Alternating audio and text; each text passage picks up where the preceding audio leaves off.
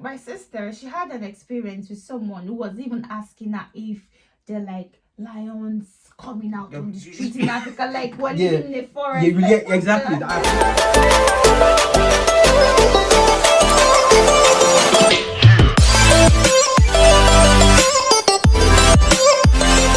Welcome back to my channel. I hope you've all been well though.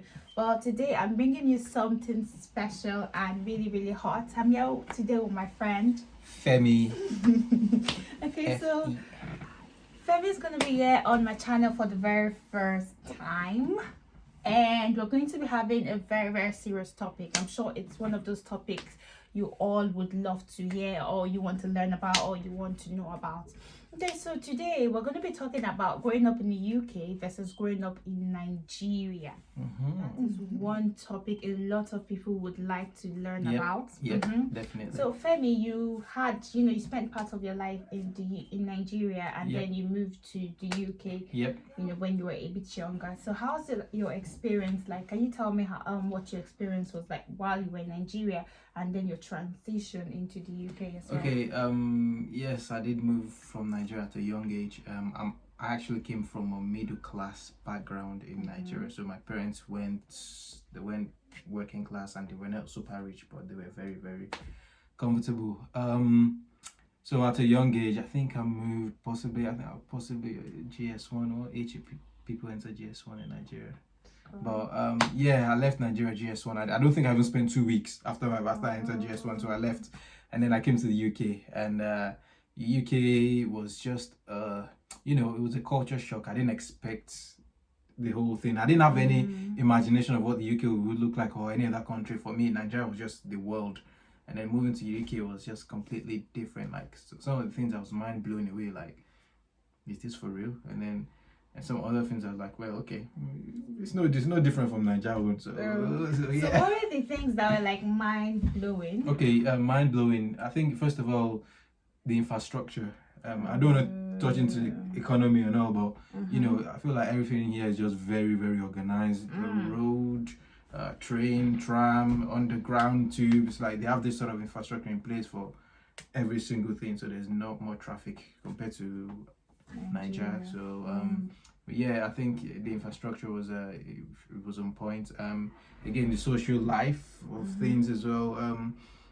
Going clubbing in Nigeria is like your neighborhood like. Okay, I've never lived in any rough place. I don't know what Maryland is like now, but back then when I was young, Maryland was actually very calm, very calm. It was very straightforward. Back then there was this Mr. Biggs. Anyone who knew, they surely know where that Mr. Biggs is in Maryland. So it was bliss. That's the word I can use. Everything was it was very calm. It was bliss. Access to wherever you want to go. You want to go to the island. You want to go to far to Ikorodu. In fact, back then, if you're even going to Ikorodu, it's like you're going to the dead end of Lagos back then. So, but now it's like I don't know. Everything just changed. But back in the days, my neighborhood was perfect. The crime back then was. It felt as if there was no crime, although it did happen. So did you get to play with your neighbors, like? Yep.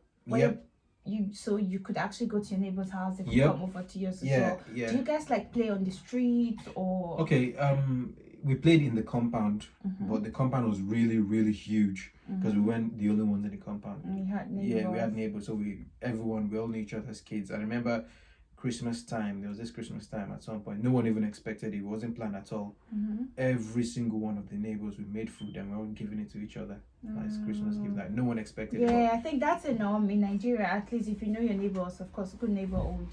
Usually Christmas, New Year, you get to exchange food. Yeah, definitely. So it's a normal culture in Nigeria. Well, while growing up, I actually experienced that even till now. Oh, okay. During Christmas and New Year, my parents, and then we still give out food to our neighbors, and then they exchange food to us as well. So, were your parents like strict when you were growing up, like?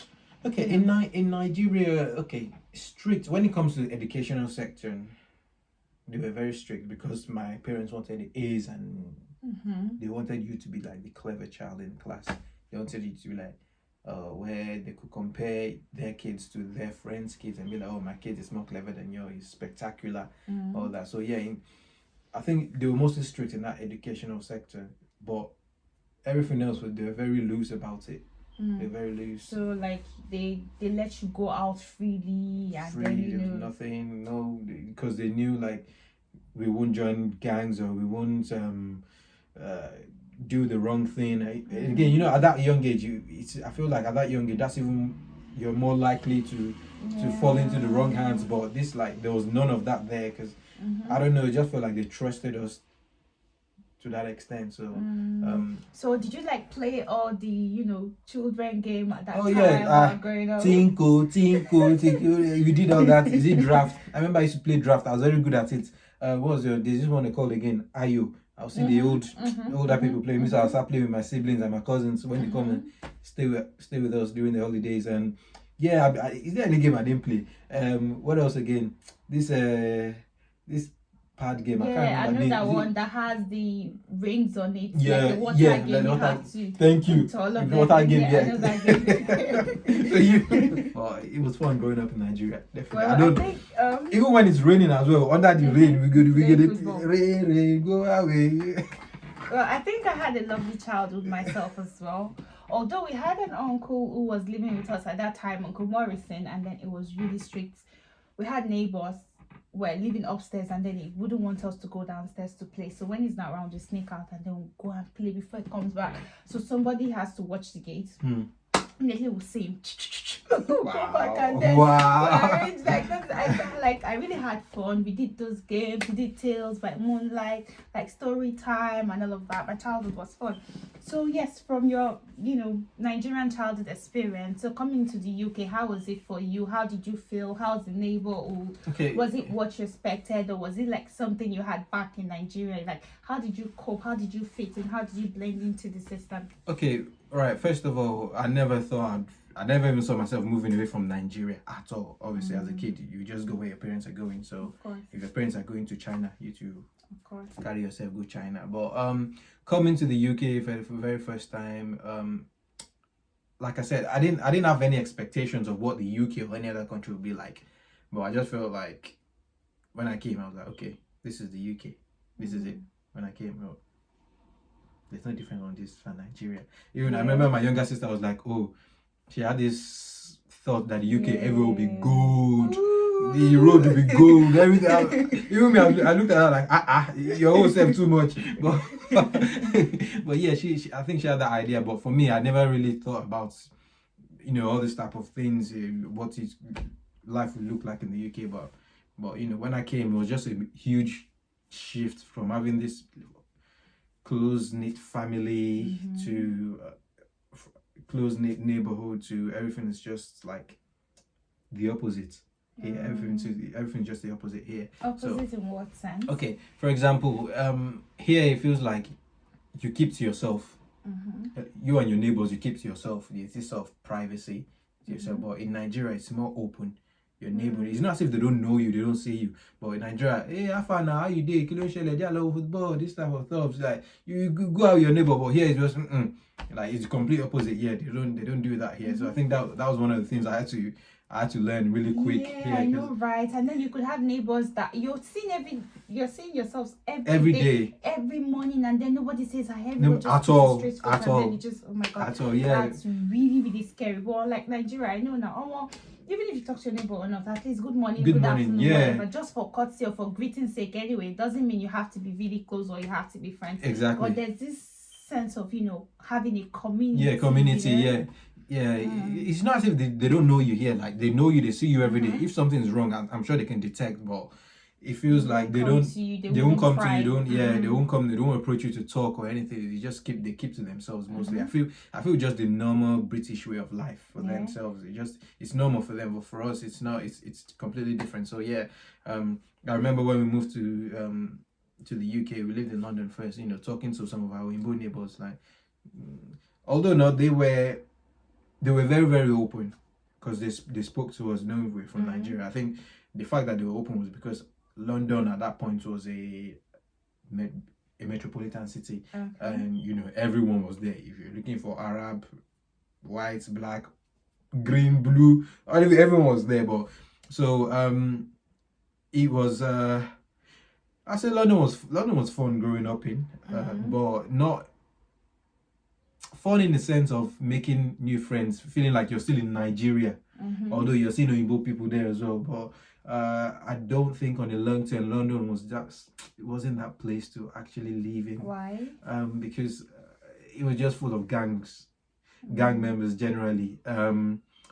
Especially if you lived in Brixton or Peckham.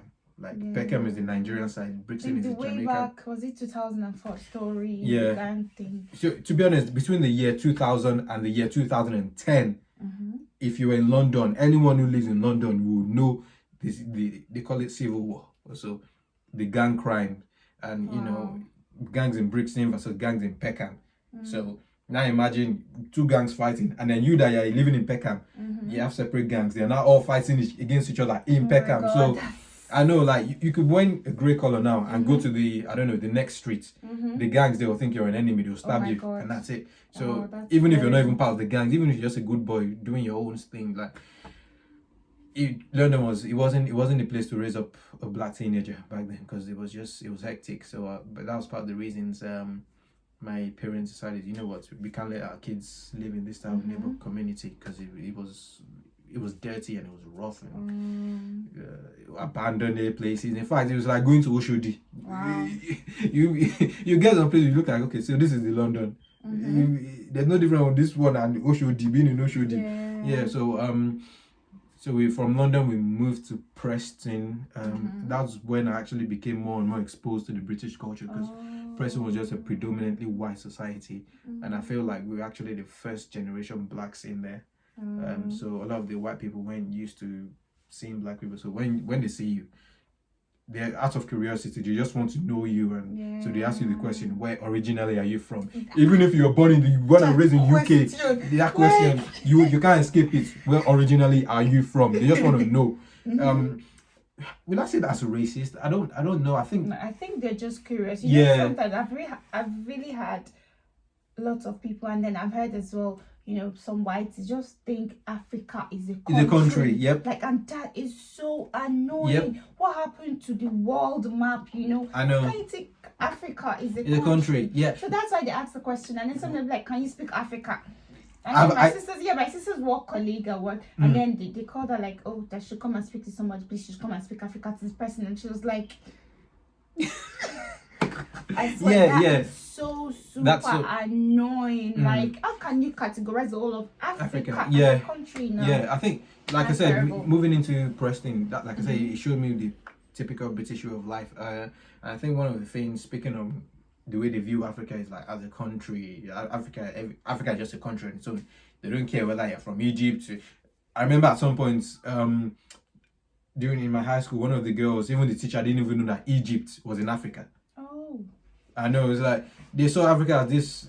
I think they're still all blacks. Africans. Okay, yeah, of course we've got. Yeah, but Africans, there's like we've got Caribbean, Africa. Africa is different cultures, in different places. Yeah, broad to be classified as one country. Yeah, and then again, you know, like I said, I had in high school, I had some of my few friends, black friends.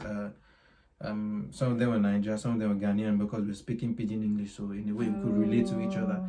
And I remember there was a time this white girl was like, you guys should talk to each other in your language. The guy was from Namibia, me, I'm from Nigeria. I'm like, what do you mean talk to each other in our language? She was like, you guys are Africans, right? I said, yes, we're Africans, but yeah, you guys talk to each other in your language.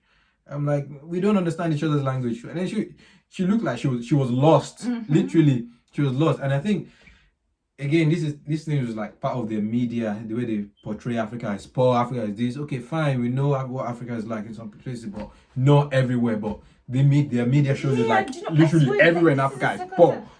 And then, you know, my sister, she had an experience with someone who was even asking her if they're like lions coming out on the street in Africa, like we're living in the forest. Yeah, exactly. I faced that a lot. Like, they felt like maybe we live in jungles, we live on trees, all that. Like you know, all these olden days tribalistic, where they throw spears, and literally that's what they saw. Gods must be crazy. Yeah, exactly, kind of movie. Yeah, so they felt that's literally Africa. That's where we lived everywhere. Like it would. you know, sometimes they'll ask some questions. I'll just be like, I don't even know how to answer the question. Like, it's funny, and sometimes you just feel like, oh my god, what kind of question is this? Like, it doesn't even make It any doesn't sense. make sense. Like, I think the only way I could explain to that girl was the fact that I was like, okay, I want you to speak French or Spanish. She was like, well, she's not French and she's not Spanish, she's English. I was like, exactly, that's the way it is with us. You don't understand, you can't speak French, you can't speak Spanish because you're English. That's the way it is with me. I'm Nigerian, I don't understand his own language. But regardless, she was still lost because she already had this in her head, like Africa is that's the way, just one, that's the way it is. But like I said, that's one of the things I had to face in high school because you know they were young, the way the media portrayed Africa and doing about slavery as well, all those kind of history topics, you know. So what was it like?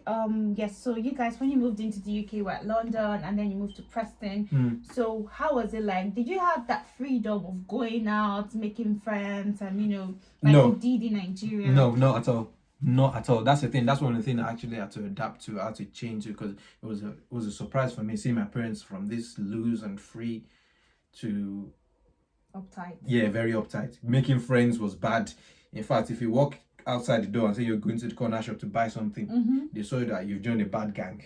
They'll call family meeting on top of your head. Like literally that you've joined a bad gang. They start reporting you to their friends, this one and that one. So you know, as a kid again, you're still growing, you just want to explore, you want to know things.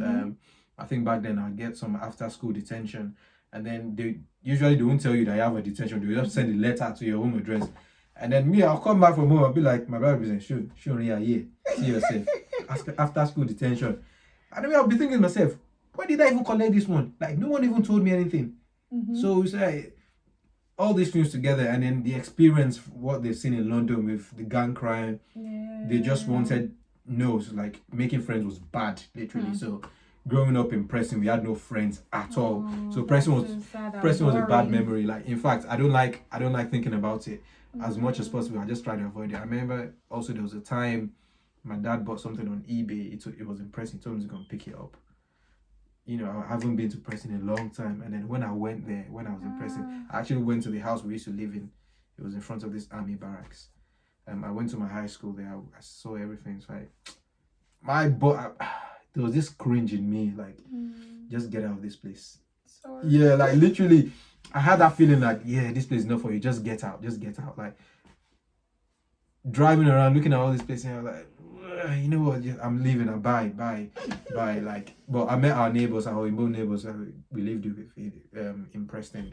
They were very lovely. They were like, oh, you've really grown, you've grown beard. So, because yeah, we were all young then, and I was even surprised they could remember me.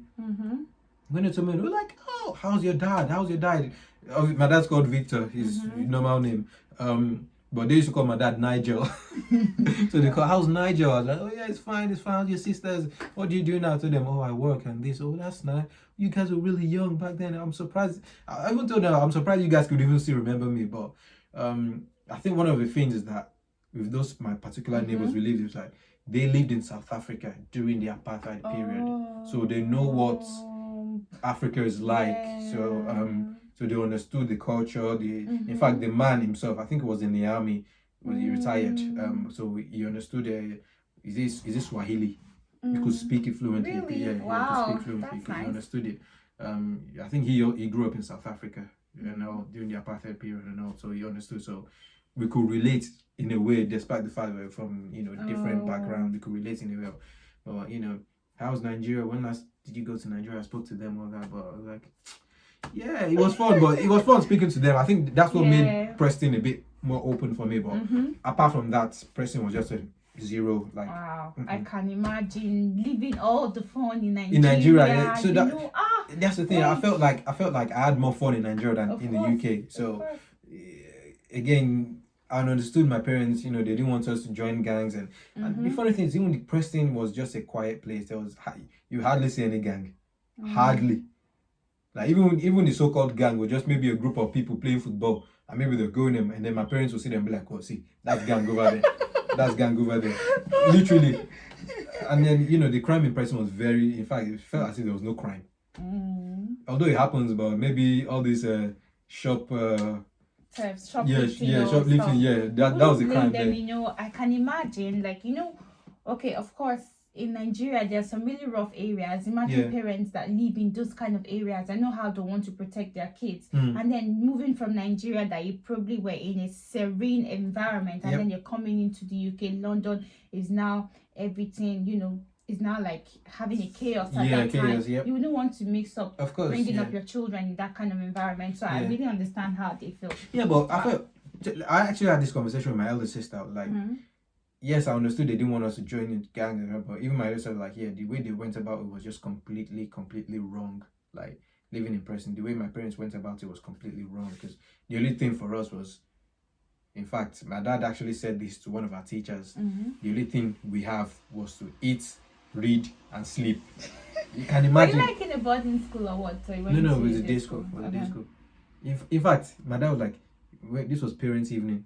The only thing they have to do was showing off. You could eat, read, and sleep. Even the teacher looked at him that, is this man okay? Literally, like, in fact, it was, even he looked at, because I remember saying it, him saying it was with my elder sister. Even the teacher looked at my elder sister and looked at my dad like, seriously? Is this man actually okay for real? Is he being for real? Eat, read, and sleep. And literally, that was what our life was all about. Eat, read, eat, go to school, come back from school, read. That was it. During the holidays, when you're meant to be knowing, exploring different places or walking around the streets summertime, no. My dad would say, I go to the library and go and read for 6 hours. Jesus Christ. I know. Like I said, you know, all these things together, growing up, again, high school to college, I went to Preston College, it's still in Preston, it was still the same mentality they had. So, you know, all this growing up together, you know, it made us not close to our parents anymore. Wow. So talking about your school, yes, since you mentioned, how was it like your educational background in Nigeria and then, you know, education in the UK? So how was it? Was there so much difference, or how did you adapt? How did you cope? Yes. As a matter of fact, I feel like I enjoyed education in the UK rather than Nigeria. In Nigeria, why would you say that? Okay, in Nigeria, growing up, there's this fear when it comes to learning. There's this fear they inflict in you, your parents and your teachers, like, especially if you're not good at a particular subject. They inflict this fear in you, and oh, you're this, you're that, and I'm gonna beat you because you missed one mark. They'll beat you for that one. Or you even get 0 out of 100. Your life don't better with that. You can't kill, you go chop. But yeah, I think psychologically that affects a lot of kids, especially at that young age, you know. So, you know, this is something they've inflicted that fear in you. So on the long term, you won't like that subject regardless. So, you know, moving to the UK, you know, I was never good at maths in Nigeria, but I never failed it. So you were more like reading to pass. Yeah. But even the reading to pass, let's just say, give me 10 questions. Reading to pass, I'll probably get like 6 or 7 right.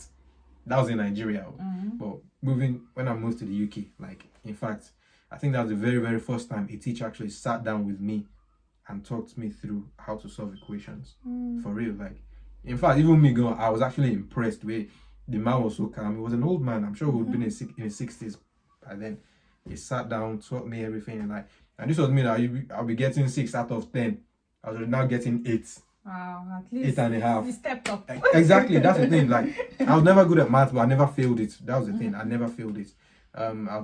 Maybe I'll get B's or C's or B or C's or something like that. But, you know, my dad wanted A's and A stars, all that. And also moving from Nigeria to the UK again, I think the educational system in the UK works by age.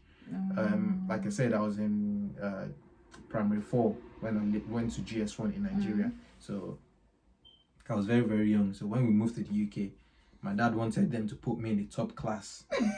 Like, then, you should continue from where you just stopped, continue. you know? And then they were like, nope, it's the law. You can't even argue with it. Like, it's like going back from that GS1 back to primary 4 again. So literally that's I think I enjoyed it. I don't regret it, but I mean, I enjoyed it because even me, I felt like I needed to be in the top classes. Again, it's just the mentality we had in Nigeria. You know, my child should be 10 years old and he should be entering university already. It means say you know book. It means saying no book. Yeah, I think that's the mentality my dad had. That's the mentality my parents I had in think in general. Nigeria, yeah, once you start working as a child or you start talking, they just put you to school. To school, already. yeah. Like, what are you doing at home, you know? Exactly, but here it works by age. You feel no books die.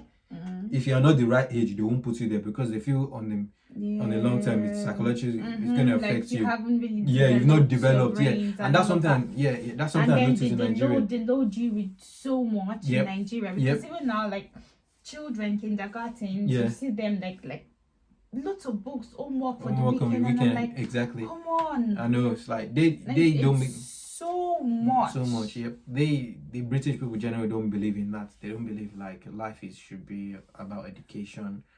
Yes, you will get the best education, but they don't believe in having to make the child aim for the A stars or aim for that distinction. And then talking about education, I think some of them they really do not further like no, the way we carry book in Africa. Like you do your secondary school, you do your uni, you want to go for masters, PhD. I think nowadays now just cool with in most Nigerian families now, I think the minimum degree holder you find is a master's. No, not even BS, a master's. You sure know that someone has a master's degree in that family.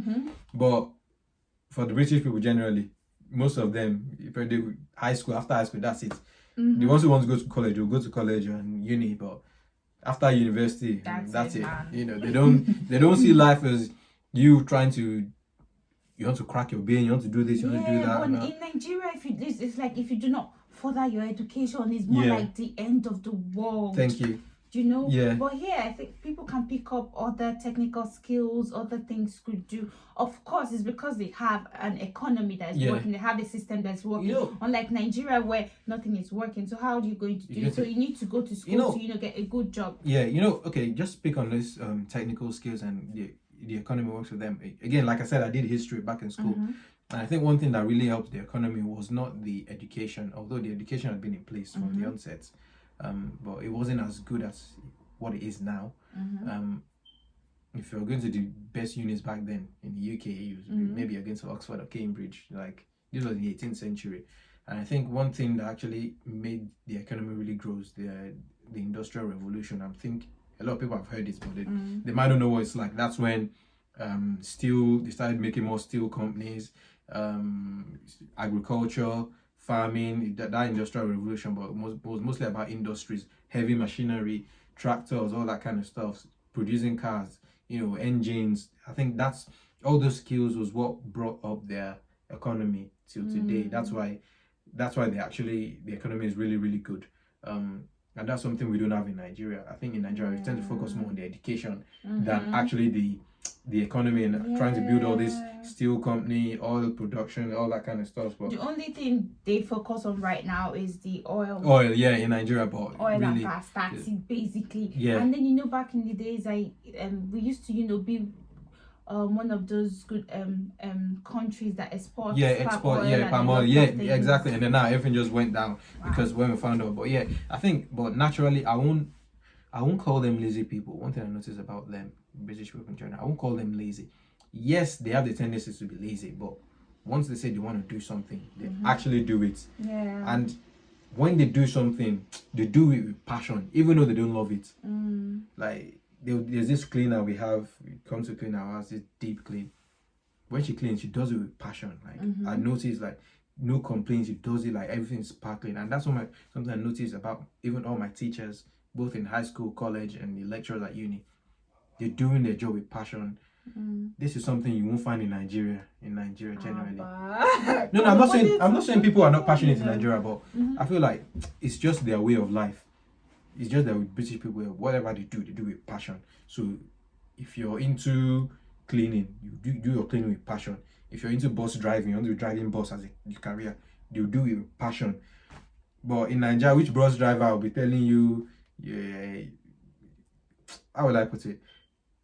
Like I know, like I get what you're saying. Which bus driver will give you a good customer service in Nigeria? You hardly get it. There are some of them anyway, but I know there are some people that the hardship and these struggles of life, they're just most of the times they're always sad, they're never Frustrated. happy, and then they'll be like, Frustration. that condition make me they do this work, or Yeah. if not because that kind of thing. But I get what you mean, like the passion, doing what you love, you're doing it happily. Yeah. Yeah, and they don't, and the thing is, they don't, well, I say they don't, they're not that materialistic. Yes, they, when it comes to materialistic things, they like all these sculptures and old arts and back in the days, and they always like to wonder what's, I think it's just them being, that's just a nature, they're curious, they want to know where exactly did this thing come from, who made it. Like, for example, now the pyramids in Egypt, till today, they're still trying to figure out how it was built, who built it. And I think that's part of the things, they taking all these all these artifacts from other countries and putting in their own country just for to create more wealth for themselves. But yeah, like I said, what they do it with a passion. They're not very materialistic. They don't see life as let's spend money, and so that's like the mindset. Yeah, let's be in Nigeria. Life is let me be rich. Let me buy a nice car. Let me build mansion. Like you have money in Nigeria, it has to be loud. Yeah, it has to be people must know you when you do a party. It must be lit. Loud. Yeah, loud. But here is they don't see things that way. It's just they're all right. They're all right living in a tiny house. Just having a barbecue party at the garden. Yeah, and that's it for them. Go. That's it for them, literally. But yeah, I think moving to the UK, like I said, it was fun at the same time. Wasn't fun. So I say a mixture. Yeah, that's a mixture of both. But like I said, I don't. It's just my experience. I don't regret any of what I've faced. It's just a lesson making me more and more mature. But speaking on growing up in Preston, it made the children, it made us not really close to our parents anymore like we were, because back then because we didn't have all the freedom we had before. I can imagine. And then really when it was time to apply for university, so in fact we didn't want to stay with them at all. So we were all applying for far away universities, far away. In fact, I was even applying for University of Plymouth. This was like down south, possibly like 6 hours away from London. So yeah, we didn't want to stay with him at all. We were just tired of staying with our parents, basically. But I don't know what convinced me to stay. I think it was just the financial sector when I thought about it, because we get our student loans, we do this. So I was like, I don't want to pay rent. I don't want to be spending money on rent. So that's one of the reasons I stayed at home. Although I didn't enjoy it, staying at home, but it saved me a lot of money on the long term. So of course. Yeah. Igbo man, using Igbo sense. Yoruba guy with Igbo vibes. Yes, now of course I'm also Delta, so yeah, we get the blood, you did it. So, I can imagine. So how your religious aspect? Were you guys like the church? Like how's the religion part? Nigeria compared to the UK. Okay, in Nigeria we were very, very religious. But we weren't religious to the extent of we woke up in the morning and pray every night before you go to bed. We pray, not to that extent. But Sunday we always go to church. Always pray. New Year we'll pray. Easter we'll pray. Christmas maybe we say a little prayer. Did you ever miss a Sunday service as a family? Or it was like normal in Nigeria every day you have to go to church? Okay, in Nigeria, yeah, every Sunday we went to church. We never missed it. Even though my dad from the onset was never really the church goer, even since Nigeria. But my mom and the kids would go to church every Sunday. Now moving to the UK, we came with that mentality of church every Sunday. But now that, like I said, things changed.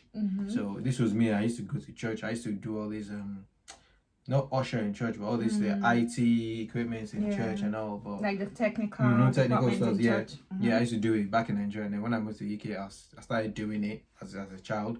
And there was this youth program for teenagers in Preston back then. It wasn't just for black kids. Asians were there, white kids were there. We were all doing it. So every Friday night, we would go to the church, and then we'll pray, we'll play games, talk about how growing up in Christ, all that kind of stuff. And as a kid, we were very much interested. My siblings and I were very much interested. But again, because of what my parents had seen growing up in London, in gang crime, so they literally just stopped us from going. So that was how we just stopped going to church. Until today, like that's just what stopped me from going to church or being close to.